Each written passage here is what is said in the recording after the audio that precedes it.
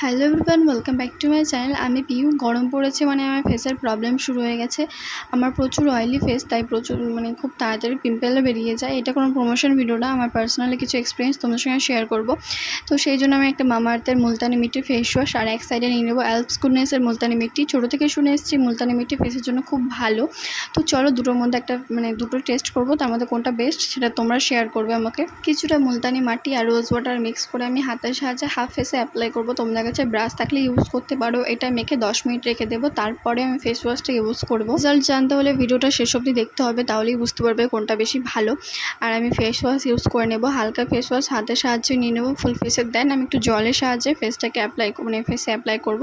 তারপরে full face ভালো করে ম্যাসাজ করে নেবো। দেন আমি ফেসটা ধুয়ে নেবো। আর দেখতেই পাচ্ছ কতটা গ্লো করছে, আমার ফুল ফেসই গ্লো করছে। তো তোমরাই কমেন্ট করে বলো যে কোনটা ভালো লেগেছে। আমার কাছে দুটোই ভালো লেগেছে, কিন্তু ফেস ওয়াশটা একটু বেশি ভালো লেগেছে। তো ভিডিওটা ভালো লাগলে লাইক, কমেন্ট, শেয়ার আর সাবস্ক্রাইব। Tata, bye bye.